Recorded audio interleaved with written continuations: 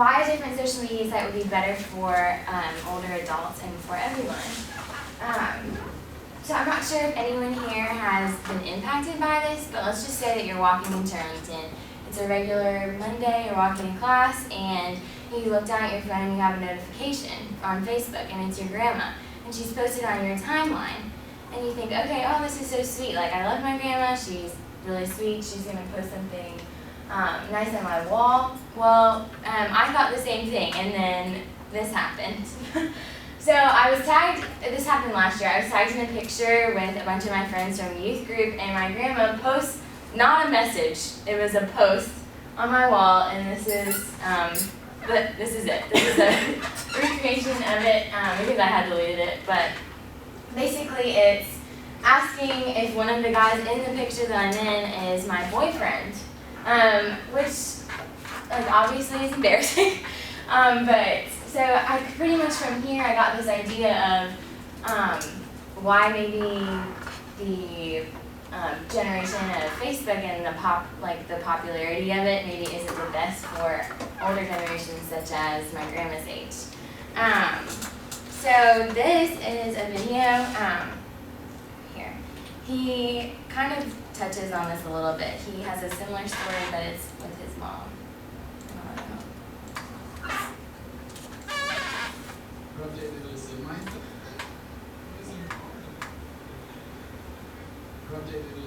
There's a volume thing on the little black box thing. Oh, yeah, and I was like, Mom, other people can read this. When I missed the beach, she was like, okay, who can read this, Michael? You are my sunshine. I was like, unfriend.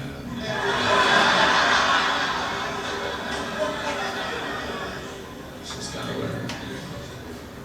She's adorable though, it's just being her. Okay, so,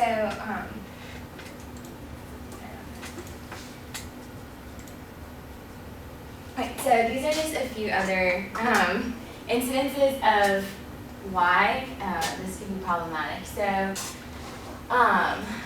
on y'all's left, this is just one of the posts that I see daily of a play-by-play of, this is my great aunt. She posts like a play-by-play of her day, like activities of when people are coming into town, when she has to pick them up from the airport. This is a really big day for her. My grandma's coming into town. And it just kind of goes to show you the social norms that are a little different for older people, I think. They just like kind of giving you a little bit more information about their day. And then here are some examples of not fully understanding the like feature on Facebook. My grandma really loves writing like instead of just clicking the button. Just to point out, a little confused how she knows how to use a sticker, but doesn't know how to use the like button. But yeah, so these are just a few examples, and then also not sure of the all caps, but that's just another small example of this. And I'm not sure if any of you have also experienced this, but the saying who you are when you make the comment, she always writes love and then her name. And this happens with more than just her. I'm not pinpointing her, just like pretty much everyone of my older family members on Facebook kind of do this. But so, kind of the reasons why that I've seen are there's a huge generation gap. Obviously we grew up in a generation where technology and social media is the norm, and we can kind of tell when things are a little bit off, even just through text message or through posts on Facebook. To us, that's a huge deal, but maybe not as much to some of our relatives or family members or parents. And so it's kind of hard to learn just because if you're struggling with learning technology, then obviously Facebook could be tough too. This problem is only going to increase because 56% of Americans have a profile on a social networking site. And that's a big increase from previous years where it was only 48% in 2010. And this is also like true of our older generation as well. So this is cluttering up your news feed. 22% of Americans check their social media sites multiple times a day. And if they're checking them multiple times a day, then that means that they're probably posting. And it's more of a habit than really just out of like actually wanting to know information. And so that can kind of cause a few issues for you.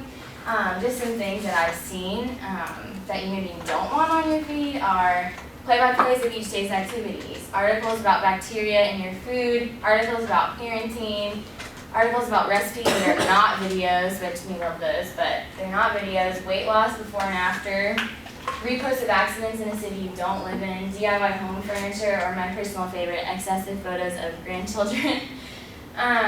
It kind of takes away from the time that they got to spend doing other things, like maybe you used to read or work on cars or build furniture or play cards, and you're not getting to spend as much time on that because you're posting articles about it, or you're joining a Facebook group versus just joining a real group. Tips of how to solve this. There are many sites of things that you could go with. You could go on LinkedIn or For Every Mom or Pinterest, and there's also a feature on Facebook on the top right corner that allows you to unfollow but not unfriend if you want to go so far as to do that. I don't know if you're willing to take that step.